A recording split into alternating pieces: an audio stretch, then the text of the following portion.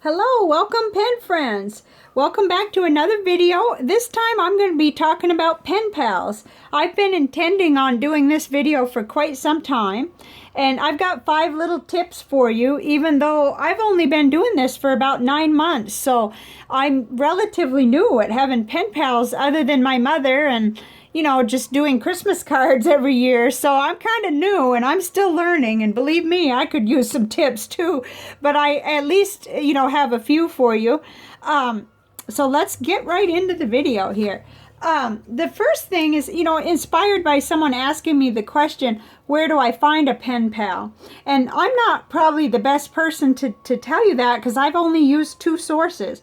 One was the NaCoWriMo website, which I'm going to link for you, and that stands for International Correspondence Writing Month, which occurs every February. And I participated in that this February, of this year. And so you write a letter every day. So you write 28 letters. You can write more if you want to, but that's the challenge, is to write a letter a day. So I ended up with people I still actually write to from that. Not all of them, of course, but, a few. And then the other source where I get pen pals is right here on my YouTube channel. I advertise my email, that's, my public email. And, people sometimes write to me, or they, we connect that way. And sometimes they find me over on Instagram and then come over to the channel or something like that, so, and I have won a couple of giveaways where I did end up writing to the person, and that was wonderful. So, I'm not the best one, and I would like to invite viewers of this video to put in the comments where have you found pen pals, because we're interested, and there's definitely people asking me, and I can only speak from my own experience. So I'd love to see in the comments where you find your pen pals. So, oh, okay. Okay, these go together. This is tip number 1. Okay, ta-da! Tip number 1 is to keep your addresses either in a book or on index cards. Keep them. Don't rely on just the return address each time. Of course, make sure that it looks basically the same. They didn't move. But sometimes, and I hate to say this, but sometimes it'll be illegible or it'll be incomplete when they write to you another time. So you'll save yourself a lot of time and everything if you kind of keep them like maybe in a little address book like this. This is my husband's, but he gave it to me. I haven't started using it though. I really love my system of index cards. It works really good for me. And of course I've got the old letters. I never get rid of a letter, so I've got those. But I think that's worth mentioning because I think that would save you time. It does me. And then the next tip is to keep some sort of a notebook or a log about what you're mailing out. And this is what I keep. I'm not going to open this because this is a little traveler's notebook loaded with letters to, I've got maybe 4 or 5 to respond to. And I've got a lot of addresses in there, so I don't want to give up anybody's info. So, but I'll show you a similar one. And this, I actually just paid $5 for at Michael's because I had a coupon. And I've had it for over a year now, and it has held up. But this is a leather one of the same size. And so what I end up with in there is they come, even the $5 ones from Michael's come with this little craft folder, and they come with 2 inserts. So you've got the booklets to write in and everything, and places to put things. You can put your stamps. Mine, actually, I did purchase a zipper folder too to go in it. And I've got book notes in there right now. So, but I'm thinking of migrating into this one because it's really solid, and so it's got places for cards, like business cards, stuff like that, or whatever you want to carry. So I really believe in that, and I'll tell you why. Like, I'm a good hand for sending, like, say I want somebody to try a Baron and Fig index card, or I think that they might like one. Actually, right now I've got like 2 left, so I'm gonna have to get some more. But I won't remember I've already done that unless I make a little jotted note. Or if I send them a couple rickshaw stickers, I want to know that I've done that, So sometimes I'm better than others. Sometimes I'll just scroll down, wrote a letter to Susan, or letter, Susan, and the date. That's about all I can do if I'm, if I'm rushed, but it's really nice to be organized that way. So, oh, tip number 3, I got the illustration right here, which is have a map. Maps are fun. Now, you can go online, and that's cool too, but I just think it's the coolest thing in the world to look up where your pen pals live. And I happen to have some that don't live in the United States where I do. So, like, I have one pen pal from Peru, right here. And then I have a pen pal from Poland, which is right here. And one from Australia. And I have a couple of pen pals from the United Kingdom too, which is right in here. And this won't give me specifics. Like, for instance, I needed to go online and look up the very particular place in Australia. Same thing with Peru, and also Poland too, I looked up. Just fun because it's geography and it's like something I don't really remember from school. I hope I'm not leaving anybody out. I don't think I've written to anybody yet in Canada. But I know people in Canada, so but it's fun to see this. It gives you perspective. And during NaCoWriMo, I wrote to people in Germany, in all over, just all over. It was really amazing. So the maps are really cool. And the other side of this map is a United States map. So I can look up the states, I don't tend to forget where the states are, but still, it's nice to see. So that's my 2 cents is you might have fun with a map like I have. So, okay, there's that one. And then number 4, we're going to get a little creative on this one. I really believe in dedicating a space either at a desk or table or make a mobile kit, which I've done both. And I'm going to show you my mobile kit in just a minute. But, have your stamps and your letters you're replying to. Always really, really nice to be able to refer to, and have some paper and other little supplies. I like stickers and stuff, but I have to admit, some of the pen pal letters I've gotten are so beautiful that I sit there frozen thinking, mine's never going to look like that. But I suppose that we each have our strong point. Like, maybe mine is, writing a lot of words. Maybe that would be mine. I'm not sure. But, but have your things, because then if you have your stickers or your stampers or whatever you need and your washi tape, then you have a prayer of, having, spicing it up a little or enjoying it and not having to run all over your house trying to get things. So let me just show you the little, this is not set up right now, but this is a kit that I love. And I'll show you, I'm going to try not to knock down my tripod. This is just like a cosmetic bag that I found in Target. And you open it up, and it's got all these neat, pockets. And so right now it's set up as a self-care kit. It's got a little Bible. It's got some really nice little cards, inspirational from Dr. Dyer. It's got one of my favorite personal little, all my favorite family photos are in there. So, earplugs in case, who knows what happens, right? Lots of things happen you don't want to listen to. And then, I got it upside down, so that's too bad. But I have some old pens in here. You could tell that this was a while back, but I'm still trying to use those up. And then, you can tell really that there's plenty of room in here for paper, for pens, for like washi tape cards. I don't think I have any in here right now. I just have some, But I was really thinking that this might be fun because I like to write in the living room, but I really need everything kind of in one place. And, this is another mesh zipper pocket, some more photos, a little book about writing.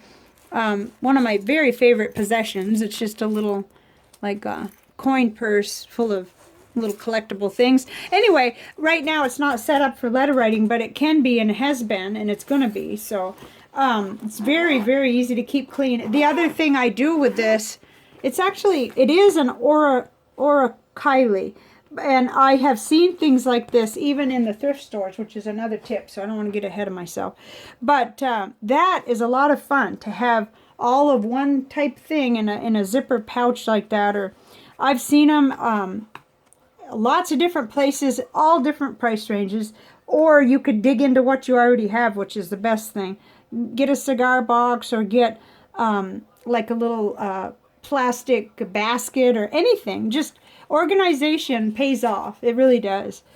Okay, so here's a really important one. Tip 5. Make sure that you try to drop the perfectionism, that you relax and have fun, and you know, remember, I think it's one of the 4 agreements not to take anything personally. So like if you don't hear back from people, or it's a long time, or it's, you know, like just doesn't happen, just relax really. And also when you sit down to write, try to drop perfectionism, because if you try to compare your envelope and letter, or even your writing to the people writing to you or others, that just will cause you trouble. You have your own personality and strengths, and it'll come through. It will, you know. So, you know, then I'm saying this because I've had times where I was sort of frozen. I thought, this is just the best letter I've ever read. How can I possibly respond to this letter? One in particular person, awesome letters that I just think, oh my goodness, I don't think I can provide this person with, you know, the type letter they've written me. But I'm not to judge that. We know that, right?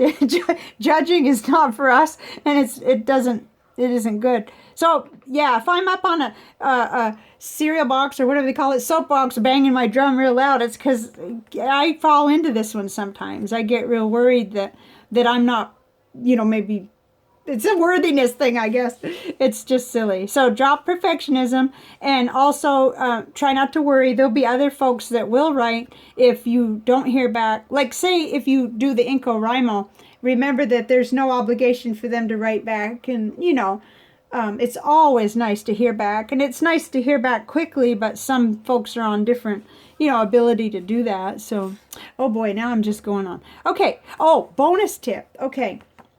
This is an important one. If you have access to thrift stores or any kind of secondhand type places like that, and the dollar stores really, but I do best in thrift stores. I find cards, I find envelopes and paper. I'm going to show you just a couple examples. Okay, so I went in one day and I found all these little cards in a little kit, a little tiny, they had it in a, they're embossed too. I don't know if you'll probably be able to see. They're embossed and they're little tiny. Well, I make little booklets now out of these, which I have actually sent at least one out. I haven't made... Okay, it had envelopes, but the envelopes were a little bit abused, you know. This one, I guess, survived, and maybe a couple other envelopes. But the envelopes and these little beautiful cards, which I think were made in Russia, I'm not sure. I don't know what made me think that, because I don't know what language that is. That's funny. Anyway, it was 44 cents. Well, if you bought any kind of stationery items, you know that even if all the envelopes were ruined and these were all... Okay, so there's one that's kind of been, you know, stepped on or something, but almost all of them were good. And 44 cents, that's in my pocket. That's just pocket change. So, and then these envelopes were really, really, really nice. And they're... I don't know what size they are, but if you fold the Rhodia that's the like A5 size, you just slip it right in. Well, these were with a whole bunch of graduation thank you cards. Well, I didn't need those, but for 75 cents, I got me envelopes I can write on with a fountain pen. And then, oh, well, this is tracing paper, and I'm not really sure what that has to do with pen paling, but it's in here. 44 cents. Again, they like that price at that thrift store, and I do too. You know, to be honest, I can get together a couple quarters and anyway. So thrift stores really, that's your bonus tip there.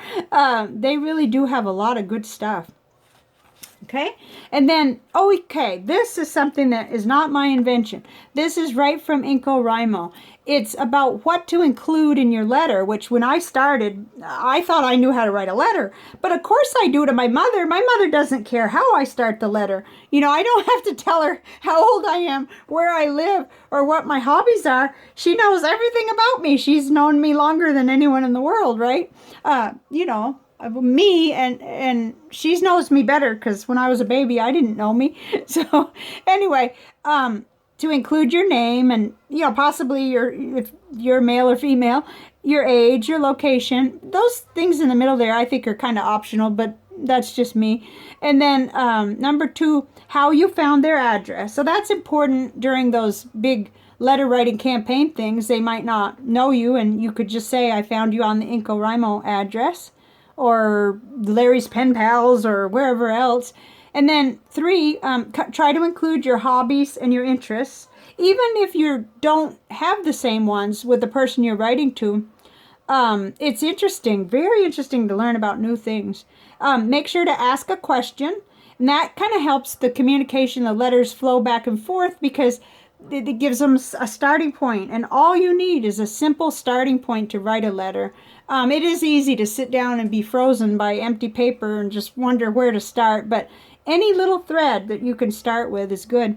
So, and make sure you don't pressure the people to write back. Well, that's primarily for a project like NaCoWriMo, because it's understood that the challenge is to write the 28 letters, and there's no obligation for the people participating to write back. But what I did was I found in the comment, there's a comment section there where people write down a little bio kind of thing. And I looked for people who were into fountain pens, bullet journaling, cats, you know, anything similar to me where I felt like we'd have something to write about. And then I also sprinkled in other, just because of their location, or because I thought it was cool what they wrote or something. You know, it's not like I was only going to write to fountain pen people and only going to write to bullet journalists. No. So I found this really, really helpful for me. So, you know, I love stamps. Right now I'm getting low, so I'm going to go looking for some pretty ones. Oh, I got a pretty one the other day. I wonder if I can get it and just show just that and make sure that I don't show the letter, because it was the prettiest stamp. I'm going to try to do it, even if I have to, like, do gymnastics to... Yeah, I can do it. Isn't that cool? Cool stamp. It says total solar eclipse, and it's even textured. You can feel it. Anyway, I'm kind of like a little kid. You know, give me a letter and I'm stuck looking at the stamp, you know, or I'm in awe over the envelope. So it kind of is a real good fit for me to be a pen pal. But I have to say, now when I get a new pen pal, I make sure they know that I do have quite a few pen pals, and I'm probably not the fastest person to write, but I always write back, and I hope to God I'm telling the truth, like that I never dropped the ball. If I dropped the ball at all, it may have been during NaCoWriMo with so many, and with like kind of a, yeah, so there is always that. We are imperfect people, and I do want to drop perfectionism, but I try really hard to always answer letters. And I can think of a couple cases where it fizzled and I was worried that I might have been the one.